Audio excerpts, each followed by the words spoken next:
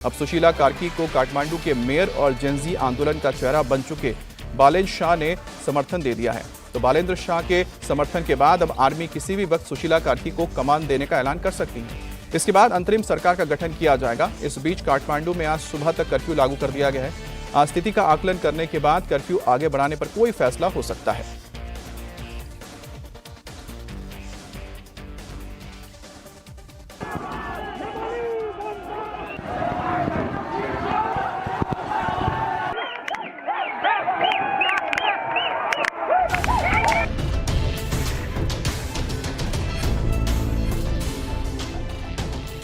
48 घंटे तक हिंसा और आगजनी, धधकती सुलगती इमारतों की इन तस्वीरों के बाद जेनजी आंदोलन अब जिस चेहरे पर सहमत होता दिख रहा है वो है नेपाल के सुप्रीम कोर्ट की पूर्व justice Sushila Karki.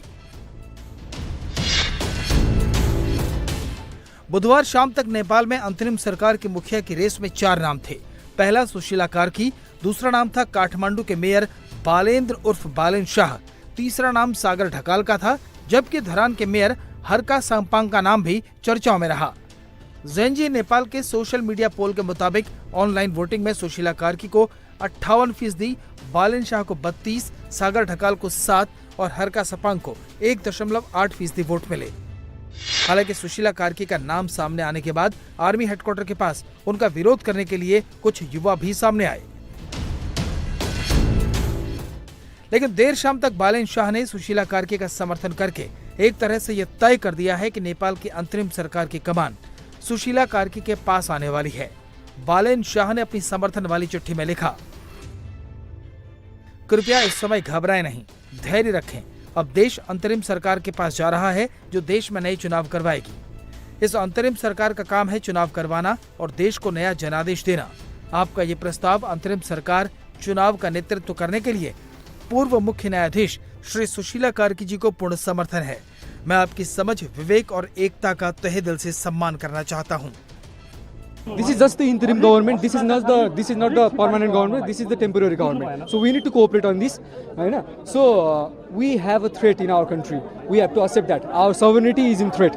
Our independence is in threat. So we have to accept that. So for the sake of independence, for the sake of sovereignty, we have to protect our country. That is the reason. To protect the democracy, we have given the name of her.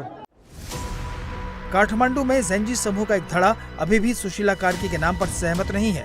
वो किसी युवा को नेतृत्व देने के पक्ष में है। Harka Sampang and the Balin, they need Harka Sampang in Balin. So we are watching this Genji for 3-4 days here.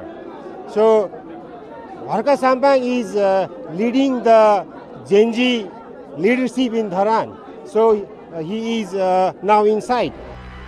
हालांकि बालेंद्र शाह के समर्थन के बाद अब करीब करीब ये तय है कि सुशीला कार्की ही अंतरिम सरकार की मुखिया होंगी। आर्मी उनके नाम पर सहमति बनाने की कोशिशों में जुटी है। सुशीला कार्की की छवि साफ सुथरी है। 73 साल की सुशीला कार्की BHU में भी पढ़ी है।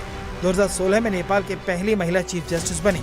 अपने कार्यकाल के दौरान उन्होंने भ्रष्टाचार के खिलाफ सख्त कदम उठाए। 2017 में सुशीला कार्की के खिलाफ महाभियोग प्रस्ताव लाया गया। महाभियोग प्रस्ताव का जनता ने कड़ा विरोध किया था। जनता के दबाव में महाभियोग प्रस्ताव को वापस लेना पड़ा। भ्रष्टाचार के खिलाफ लड़ने की वजह से वो युवाओं की पसंद बनी। सुशीला कार्की नेपाल में एक ऐसे आंदोलन के बाद कमान संभालने वाली हैं जो नेपाल के इतिहास के सबसे उग्र आंदोलनों में से एक रहा है। एक ऐसा आंदोलन जिसमें संसद भवन खाक हो गया, पावर सेंटर, सिंह दरबार से लेकर नेपाल का आइकॉनिक हिल्टन होटल खाक हो गया। इसलिए सुशीला कार्की का नाम सामने आते ही जेनजी ग्रुप ने वो मांगे सामने रखती हैं जो अंतरिम सरकार को करनी है। पूर्व PM KP ओली पर एक्शन, भ्रष्टाचार के मामलों की जांच, पूर्व PM और गृह मंत्री की गिरफ्तारी, संसद को भंग करके नए चुनाव करवाना, नौजवानों को गोली मारने वाले पुलिसकर्मियों के खिलाफ एक्शन। अभी सुशीला कार्की के सामने संवैधानिक चुनौतियां हैं, क्योंकि अंतरिम सरकार का PM बनने के लिए संसद के सदस्यों का समर्थन चाहिए, तभी राष्ट्रपति उन्हें नियुक्त कर सकते हैं। अब देखना है कि आर्मी कैसे उन्हें अंतरिम PM बनाकर इस समस्या का समाधान निकालती है।